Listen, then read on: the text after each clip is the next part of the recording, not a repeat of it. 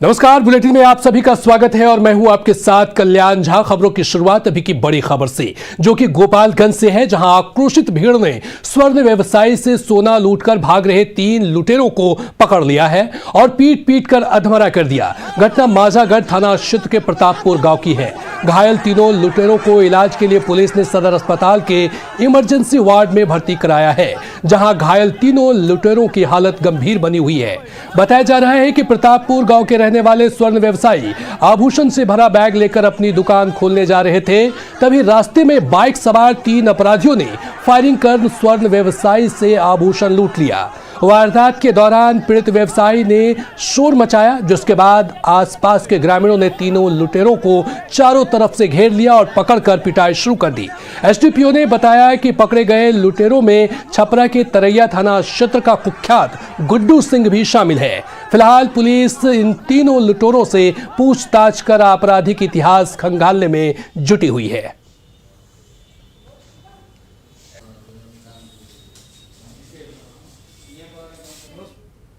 सूचना मिली कि सनीचीर बाजार पर स्थानीय ग्रामीणों द्वारा 3 लुटेरों को, जो प्रतापपुर से सोना चांदी लूट के भाग रहे थे, ग्रामीणों द्वारा पकड़ा गया है और उनके साथ मारपीट किया जा रहा है। इसी सूचना के सत्यापन के क्रम में थावे थानाध्यक्ष और माजा थानाध्यक्ष को भेज के तीनों जो लुटेरे हैं उनको जख्मी हालत में पकड़ा गया है और लाके अस्पताल में इलाज कराया जा रहा है। 3 में 2 तो गोपालगंज जिला के हैं और एक तरैया का रहने वाला है, जो काफ़ी दिनों से अपने गांव में नहीं रहता है और अभी करीब 15-20 दिन पहले एक मर्डर केस में देवरिया जेल से छूटा है। अगली खबर दानापुर से है। दानापुर से जहां जमीन विवाद को लेकर 2 पक्षों में जमकर मारपीट और पत्थरबाजी हुई है। मामला नौबतपुर थाना क्षेत्र के चैनपुरा गांव का है, जहां जमीन विवाद को लेकर मारपीट हुई और फिर दोनों पक्षों ने एक दूसरे के घर पर पत्थरबाजी की। पत्थरबाजी का वीडियो वायरल हो रहा है। पत्थरबाजी में 2 लोगों के घायल होने की खबर है। बताया जा रहा है कि गाँव में जमीन को लेकर 2 पक्षों में लंबे समय से विवाद चल रहा था। पत्थरबाजी की इस घटना से इलाके में अफरा तफरी का माहौल पैदा हो गया। हाँ, चला चला चला चला चला चला चला ना चला ना चला चला चला चला चला ना, पहले तो रे तू नहीं, पहले तू ही चला। अक्सर कहा जाता है कि शराब पीने वाला इंसान नहीं रह जाता, वो हैवान बन जाता है। गोपालगंज में एक ऐसा ही हैवान ने अपनी पत्नी की बेरहमी से पिटाई कर दी। तस्वीरों में आप देख सकते हैं कि महिला किस तरह से घायल है। उसकी पलकों पर चोटें हैं। नगर थाने की मैनपुर गांव की रहने वाली पीड़ित महिला रीमा देवी ने अपने पति पर शराब के नशे में मारपीट करने का आरोप लगाया है। महिला का आरोप है कि उसका पति मेहनत मजदूरी कर जो पैसा कमाता है, उसका शराब पी जाता है और शराब के नशे में घर पर मारपीट करता है। इतना ही नहीं, उसने मारपीट कर अपने 3 बच्चों के साथ पत्नी को घर से बाहर निकाल दिया। हद तो तब हो गई जब महिला अपनी शिकायत लेकर थाने पहुंची, तो थानेदार ने शिकायत लेने से भी मना कर दिया। बाद में सदर एसडीपीओ संजीव कुमार ने संज्ञान लेते हुए नगर इंस्पेक्टर को महिला की शिकायत दर्ज कर कार्रवाई करने का निर्देश दिया है।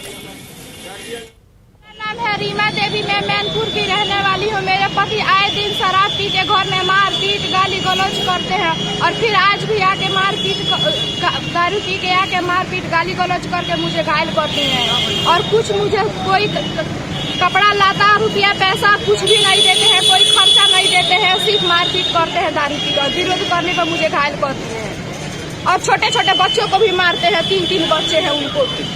और नगर थाना में केस करने गई तो वहाँ पे कोई रिपोर्ट नहीं लिख रहा है। तो ऐसे में सवाल उठता है कि आखिर नगर थाना पुलिस क्यों बनी हुई है संवेदनहीन? पुलिस ने क्यों दर्ज नहीं की महिला की शिकायत? ये एक बड़ा सवाल है और इस सवाल का जवाब पुलिस वालों को देना ही होगा। शराबी शख्स को गिरफ्तार क्यों नहीं किया जाता? एसडीपीओ को क्यों देना पड़ा आदेश? ये एक बड़ा सवाल है। क्या पुलिस को शराबबंदी कानून की परवाह नहीं है? लापरवाह पुलिस अधिकारी पर कार्रवाई कब होगी? ये न्यूज़ 18 बिहार झारखंड का सवाल है।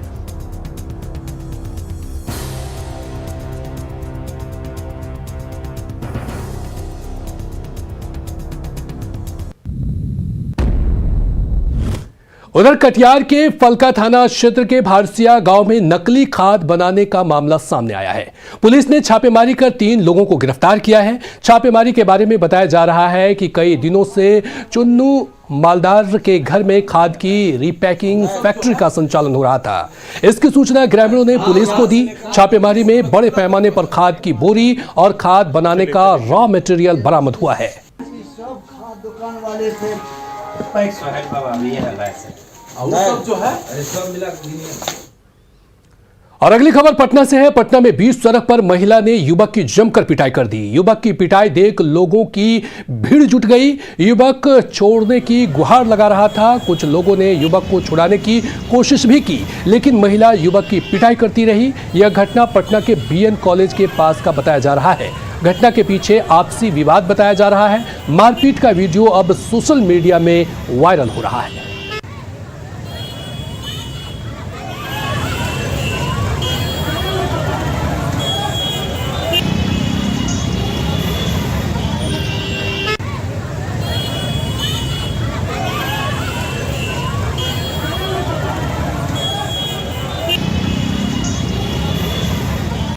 आवश्यक सूचना। एक बार फिर कोरोना तेजी से फैलता जा रहा है। कोरोना की तीसरी लहर की रफ्तार काफी तेज है। सरकार और प्रशासन पहले से ही काफी अलर्ट है। ऐसे में हम सभी को सावधान रहने की जरूरत है। सरकार ने कई तरह की पाबंदियां लगाई है। हम सभी कोरोना को रोकने के लिए इस प्रयास में सरकार और प्रशासन का साथ दें। हम ऐसा कुछ भी नहीं करें जिससे कोरोना की रफ्तार बेकाबू हो जाए। हम सोशल डिस्टेंसिंग का पालन करें, हमेशा मास्क का इस्तेमाल करें, बार बार साबुन से हाथ धोएं और सैनिटाइजर का इस्तेमाल करें। याद रखें, हम मिलकर लड़ेंगे तभी कोरोना हारेगा। तो कोरोना की तीसरी लहर सुनामी की तरफ फैल रही है। डेल्टा के बाद ओमिक्रॉन ने लोगों को डराया और अब तो नए नए वेरिएंट ने पूरी दुनिया में दहशत फैला रखी है। बिहार सरकार ने कोरोना के बचाव के लिए कई एहतियाती कदम भी उठाए हैं और इसके नतीजे भी सामने आ रहे हैं। ऐसे में जरूरत है कि हम ज्यादा सावधान रहें, सरकार के निर्देशों का पालन करें और अफवाहों पर ध्यान नहीं दें।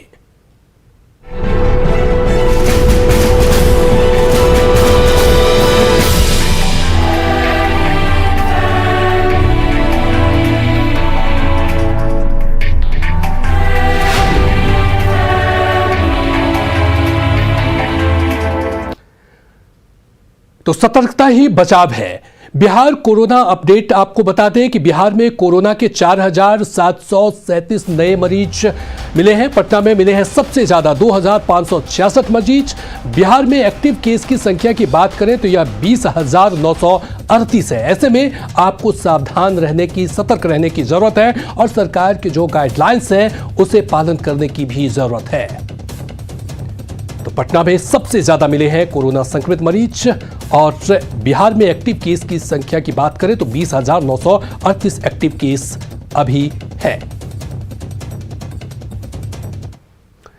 तो कोरोना लगातार लोगों को डरा रहा है। पिछले 5 दिनों के आंकड़ों की बात करें तो 6 जनवरी को मरीजों की संख्या 2,379 दर्ज की गई। 7 जनवरी को आंकड़ा ये 3,000 पार कर गया, जबकि 8 जनवरी को 4,000 से ज्यादा मरीज मिले हैं।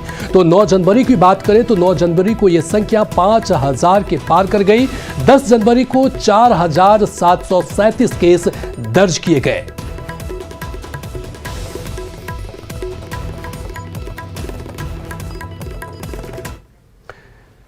तो देश में बढ़ते कोविड-19 मामलों के बीच आईसीएमआर ने नई गाइडलाइंस जारी की है, जिसमें बताया गया है कि किन्हें कोविड टेस्ट कराना जरूरी है और किन्हें नहीं है। नियम के अनुसार अब कोविड मरीजों के संपर्क में आए सभी लोगों को अपनी कोरोना टेस्ट कराने की जरूरत नहीं है। इस दौरान संक्रमित के संपर्क में आए उन लोगों को ही कोरोना टेस्ट कराने की सलाह दी गई है जिनकी उम्र अधिक है या फिर उन्हें कोई गंभीर बीमारी है। डायबिटीज, हाइपरटेंशन, लंग्स और किडनी मरीज ही जांच कराएं। कॉन्ट्रैक्ट ट्रेसिंग में भी वैसे मरीजों का ख्याल रखा जाएगा।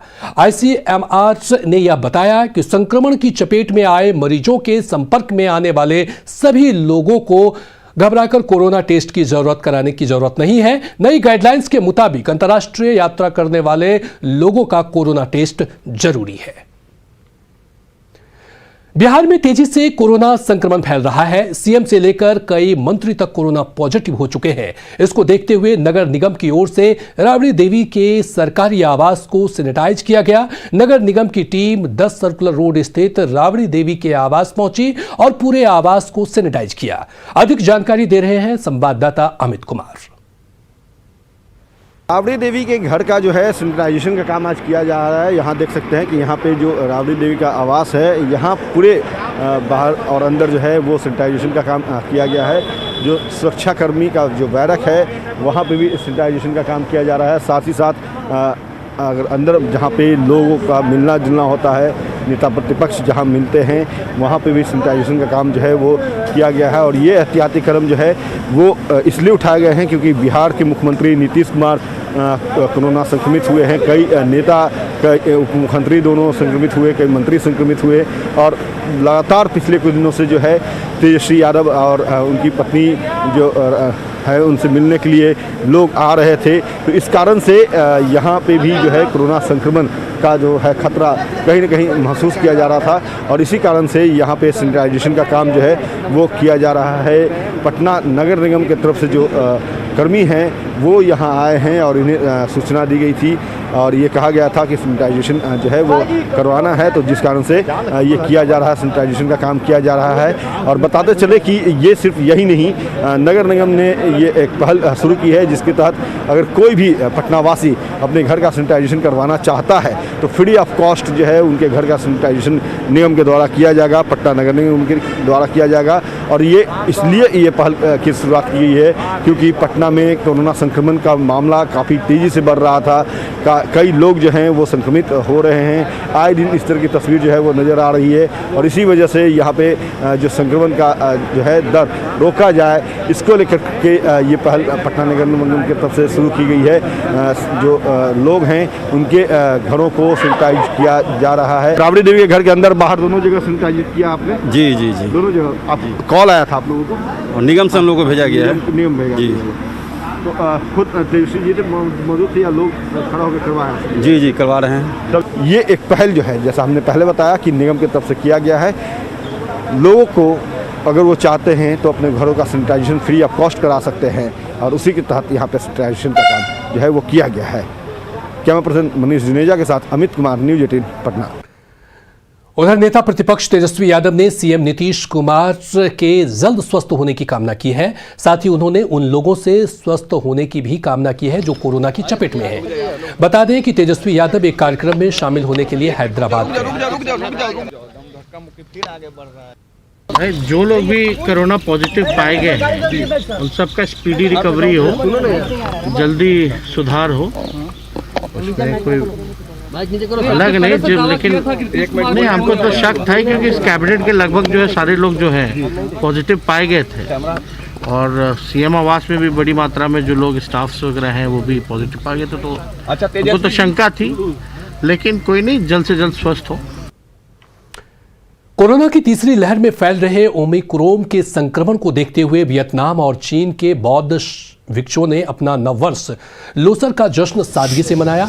महाबोधि मंदिर बंद होने के कारण बौद्ध भिक्षुओं और श्रद्धालुओं ने 3000 दीप जलाकर विश्व को ओमिक्रोन के संक्रमण से मुक्ति दिलाने की प्रार्थना भगवान बुद्ध से की। उससे पहले भिक्षुओं ने विशेष पूजा का आयोजन किया। बौद्ध भिक्षुओं ने बताया कि नए साल में सभी प्रकार के विघ्न को नाश करने के लिए तंत्र की देवी श्री महाकाली की पूजा अर्चना की जाती है। इन्हें रक्षा देवी भी कहा जाता है। इसी क्रम में चिंग देवता का भी पूजा की गई है। बौद्ध लामाओं और श्रद्धालुओं ने पूजा के स्थान पर विशेष प्रकार की श्रद्धा का सूचक वस्त्र खादाव चढ़ाया। वियतनाम और चाइना के कैलेंडर के हिसाब से आज भगवान बुद्ध को ज्ञान प्राप्त हुआ था, इस कारण से वो लोग यहाँ पर करवा रहे हैं और हम सहयोग कर रहे हैं इसमें। कितने लोग आए हुए हैं वियतनाम और चाइना से? वियतनाम से और चाइना से तो जो पहले से हैं वही है और हम सहयोग करता है, उनका जो भी वो कहते हैं तो उसमें हम लोग सहयोग कर सकते हैं।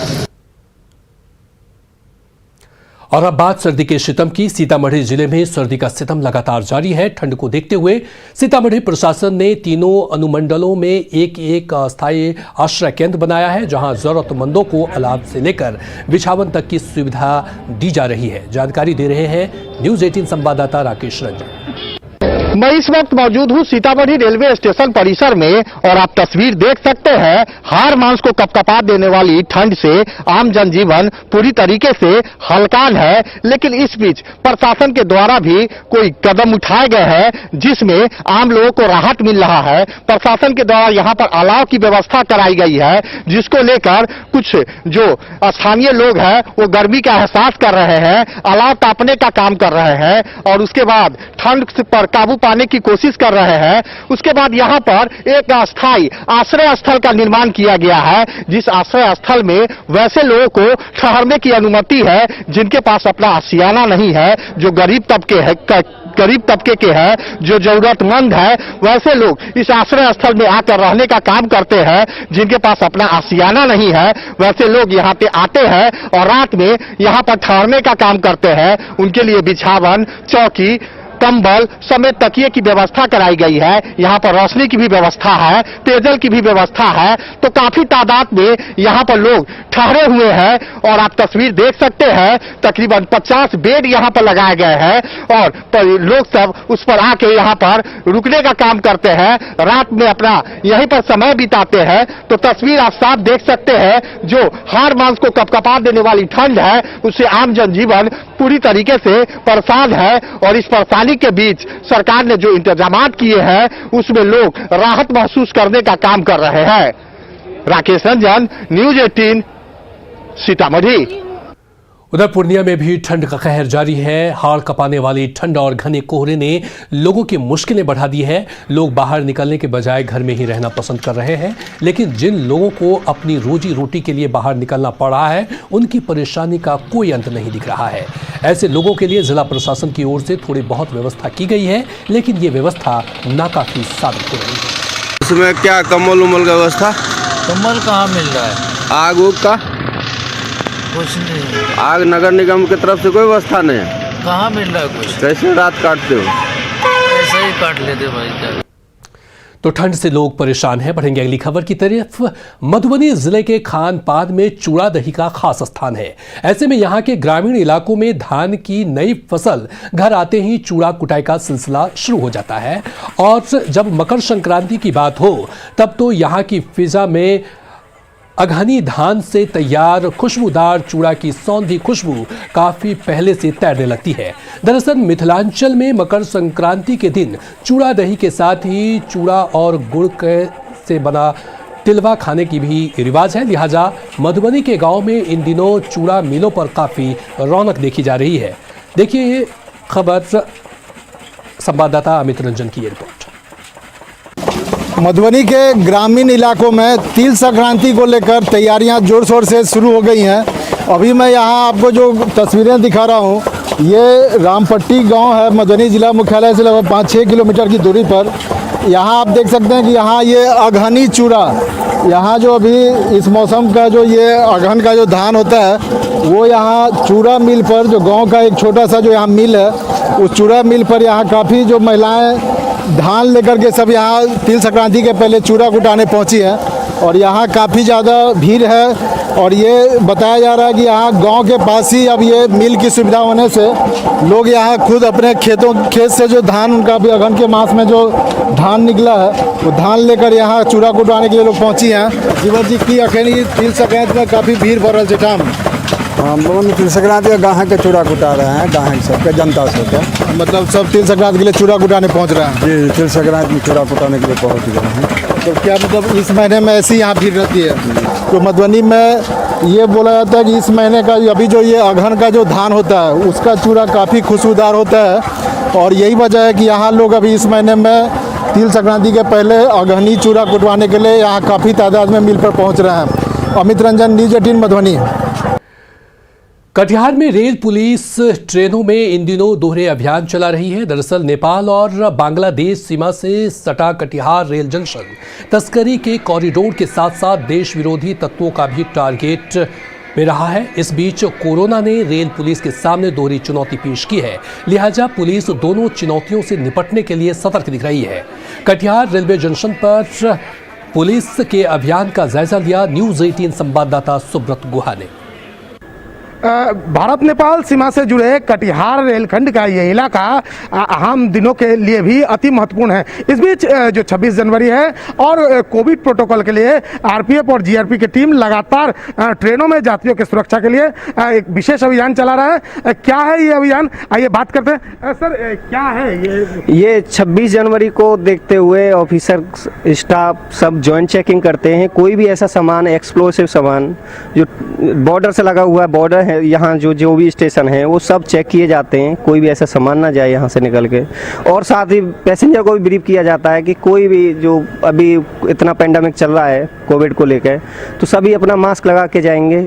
कोविड का प्रोटोकॉल जो भी है वो फॉलो करेंगे अच्छे से। तो ये लगातार हाँ, ये 26 जनवरी तक कंटिन्यू चलता रहेगा। ऐसे ही ट्रेन चेक की जाएंगी। जिन आरपीएफ जीआरपी साथ में जोन चेकिंग करती है और आगे भी 26 जनवरी तक यही ऑपरेशन चलेगा। मेरा नाम Ankit Chaudhary, SI RPF Katihar east. तो निश्चित तौर पर ये एक ज्वाइंट अभियान है और यह आगे लगातार जारी रहेगा, क्योंकि ये इलाका बॉर्डर से सटा हुआ है और हाल के दिनों में कई ऐसी घटनाएं हैं जिसको लेकर आरपीएफ और जीआरपी काफी मुस्तैद दिख रहा है। सुब्रत, न्यूज़ 18 कटिहार। और इसी के साथ फिलहाल इस बुलेटिन में इतना ही, लेकिन न्यूज़ 18 बिहार झारखंड पर खबरों का सिलसिला लगातार है जारी। बने रहिए।